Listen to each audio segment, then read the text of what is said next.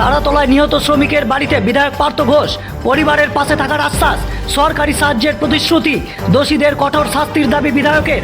শোকস্তব্ধ পরিবারকে সমবেদনা জানিয়ে বড় বার্তা। তারাতলার মর্মান্তিক দুর্ঘটনার পর শোকস্তব্ধ পরিবারকে সমবেদনা জানাতে নিহত শ্রমিকের বাড়িতে পৌঁছালেন রানীগঞ্জের বিধায়ক পার্থ ঘোষ। পরিবারের পাশে থাকার আশ্বাসের পাশাপাশি সরকারি সাহায্য দ্রুত পৌঁছে দেওয়ার প্রতিশ্রুতিও দিলেন তিনি। একই সঙ্গে দুর্ঘটনার জন্য দায়ীদের বিরুদ্ধে কঠোরতম শাস্তির দাবি তুললেন বিধায়ক। আসি বিস্তারিত খবরে। পশ্চিম বর্ধমানের রানীগঞ্জের তারাতলায় সাম্প্রতিক মর্মান্তিক দুর্ঘটনায় প্রাণ হারানো শ্রমিকের বাড়িতে আজ পৌঁছান রানীগঞ্জের বিধায়ক পার্থ ঘোষ। নিহতদের পরিবারের সদস্যদের সঙ্গে দেখা করে তাদের সমবেদনা জানান এবং এই কঠিন সময়ে সব রকম সহযোগিতার আশ্বাস দেন। বিধায়ক বলেন, সরকারের পক্ষ থেকে যে আর্থিক সাহায্য ও অন্যান্য সুবিধা প্রাপ্য তা যাতে দ্রুত পরিবারের হাতে পৌঁছায় সেই বিষয়ে তিনি ব্যক্তিগতভাবে উদ্যোগ নেবেন।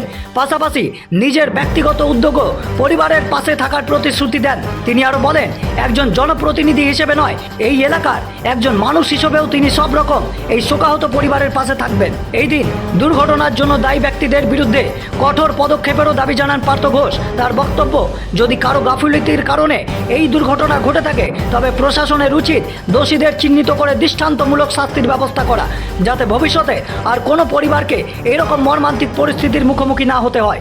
স্থানীয় সূত্রে জানা গেছে, কর্মরত অবস্থায় দুর্ঘটনায় প্রাণ হারান ওই শ্রমিক। তার অকাল প্রয়াণে গোটা এলাকায় নেমে এসেছে শোকের ছায়া। শুনে নেব বিধায়ক পার্থ ঘোষ এই বিষয়ে কি বলছেন। যে ঘটনা ঘটেছে রানীগঞ্জেরই একজন আপনারই বিধানসভার মধ্যে পড়ে কি ব্যবস্থা করলেন কি? দেখুন, নবীন সিং যিনি ছিলেন আর কি আমার এখানকারই বাসিন্দা, আর ওখানে মানে রাজমিস্ত্রি কাজ করতো। যে মেশিন হয় যেগুলো সিমেন্ট মিক্সিংয়ের যে মেশিন হয় সেই মেশিনে কাজ করছিল তখন।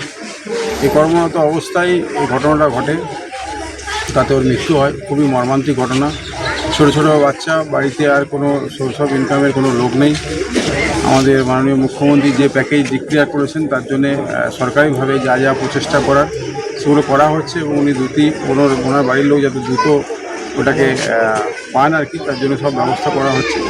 আজকে আমি নিজে এখানে এসেছিলাম সরজমিনে দেখতে আর কি। তার আগে আমার এখানে যারা ভারতীয় জনতা পার্টির নেতৃত্বে যারা আছেন আর কি, যেমন শোভাদি আছেন বা যারা আছেন এখানে, সবাই টাইম টু টাইম খবর রাখছেন। আর আমি আজকে নিজে এসেছিলাম, ওনাদের এমনিও কিছু কাজকর্ম করার জন্য ফিনান্সিয়াল সাপোর্টেরও দরকার ছিল, সেটাও আমরা দেখছি কতটা কী করতে পারি। আর খুবই দুঃখজনক ঘটনা, মর্মান্তিক ঘটনা। এবং এটা মানে যদি সঠিকভাবে কনস্ট্রাকশনের কাজ আগের গভর্নমেন্ট করে যেত, দেখুন আমি রাজনীতি করার জন্য বলছি না, কিন্তু যে ঘটনা সেটাও বলতে হবে। সঠিক কাজ যদি আগের গভর্নমেন্ট এটা করে যেত, তৃণমূল পরিচালিত যে সরকার ছিল সেই সময় যেভাবে স্যাংশন বিল্ডিংগুলোকে দেওয়া হয়েছিল, তার জন্যে একের পর এক ঘটনা আগেও দেখেছেন আপনারা, ব্রিজ ভাঙার থেকে আরম্ভ করে বহু জায়গাতে এভাবে মানুষের মৃত্যু হয়েছে। এটা একটা ভয়ঙ্কর মানে দুর্ঘটনা, ভয়ঙ্করভাবে একটা মানে মানুষের বিপদ। এবং সেই বিপদে যার গেল তারই গেল। মানে আমরা আসবো, সান্ত্বনা দেবো, আমরা কিছু হেল্প করব, সবই ঠিক আছে, কিন্তু মানে দুঃখজনক ঘটনা। এই ঘটনাটা না হওয়াই উচিত। এবং এই ঘটনাটার পিছনে যারা আছে, মানে যারা সেই সময় প্ল্যান স্যাংশন দিয়েছে বা যারা এটা দায়ী বলতে পারেন, মানে দেখুন আইনে কী হবে সেটা তো আমাদের সরকার ঠিক করবে। কিন্তু আমি একটা কথাই বলবো, ভগবান যেন এদের ক্ষমা না করে, ভগবানের কাছে এর যেন বিচার সঠিকভাবে হয়। কারণ ফ্যামিলিটা যে অবস্থায় আছে, আপনারা ক্যামেরা ছিল, আপনারা দেখেছেন যেভাবে এদের ঘর দুয়ার মানে কী বলবো, মানে খুবই মানে হৃদয় বিদারক ব্যাপার আর কি। মানে বলতে পারছি না, আর একজনের রোজগার করুণ পরিস্থিতি আছে আর কি।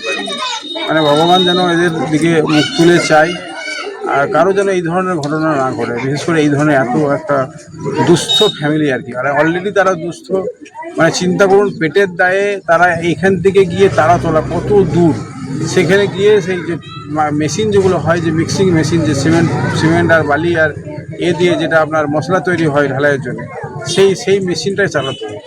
সে ওখানে বেচারি হঠাৎ করে মারা গেল। বাজে ব্যাপার, কিছু বলার নেই।